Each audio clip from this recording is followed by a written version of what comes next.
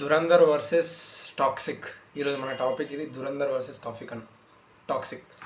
Dhurandhar second part ఏదైతే ఉందో దాని టీజర్ ఇక నెక్స్ట్ లెవెల్ అనమాట. అది ఇక ఎక్కడికో వెళ్ళిపోయింది అసలు. దాని స్టార్ట్ నుంచి, మ్యూజిక్ నుంచి, అసలు స్టోరీ వరకు, అతని పర్ఫార్మెన్సెస్ వరకు వాడినాడు. అసలు 24 క్రాఫ్ట్స్, అసలు యాక్షన్ పార్ట్ అవ్వచ్చు, అసలు వేరే లెవెల్ చెప్పాలంటే.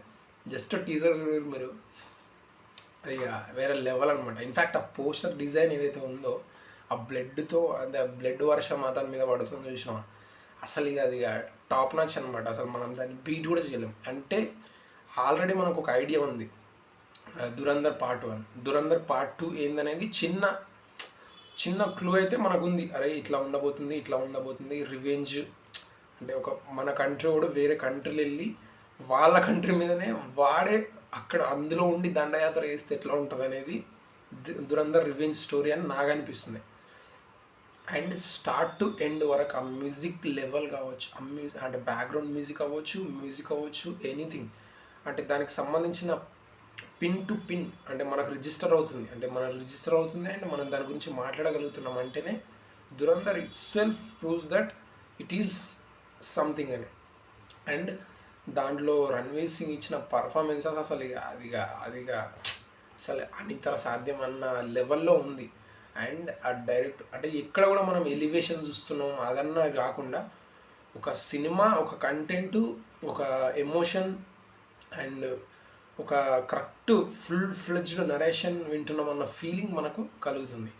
అండ్ టాక్సిక్ విషయానికి వస్తే, టాక్సిక్ సంబంధించి జస్ట్ ఒక గ్లిమ్స్ మాత్రమే వచ్చింది. ఆ గ్లిమ్స్లో మనం చూసింది ఏంటంటే, దాంట్లో మనం స్టోరీ చూడలేదు, మనం జడ్జ్ చేయట్లేదు. ఇక్కడ ఫిలింని మనం టాక్సిక్ ఫిలింని, దురంధర్ ఫిలింని జడ్జ్ చేయట్లేదు ఈ రివ్యూలో.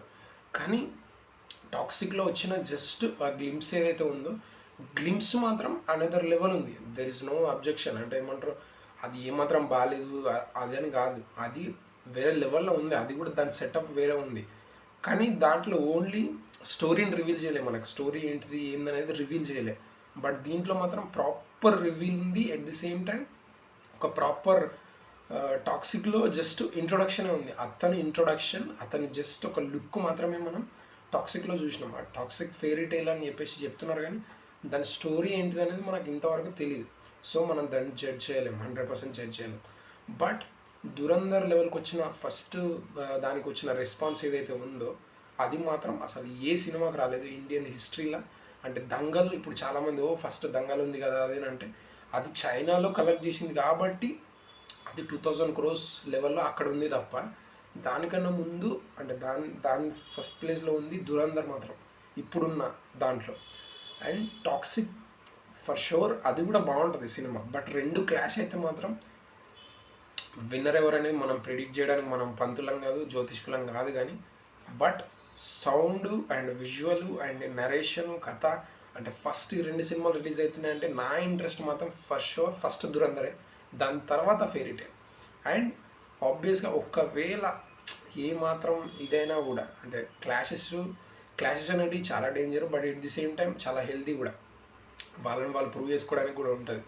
అండ్ యష్ విషయానికి వస్తే, యష్ అనేటోడు డెఫినెట్గా డైరింగ్ పర్సనే. బ్యాక్ స్టెప్ వేస్తాడా వేయడానికి తెలీదు. అంటే అతను ఒక్కని చేతిలో కూడా ఉండదు, ఎందుకంటే ప్రొడ్యూసర్ ఛాయిస్ ఇవన్నీ కూడా చాలా ఎక్స్ట్రీమ్ లెవెల్లో ఉంటాయి. అతను ఒక్క కండిషన్ మీద వెళ్ళదు. అండ్ డెఫినెట్గా బ్యాక్ తగ్గవని అనుకుంటున్నా.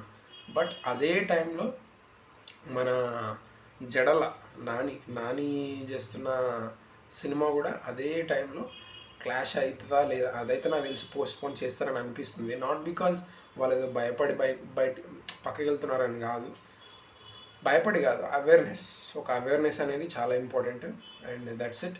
నాకైతే Dhurandhar teaser second part the revenge అయితే అల్టిమేట్ కిక్, అసలు నిజంగా చెప్తున్నా, అసలు వేరే లెవెల్.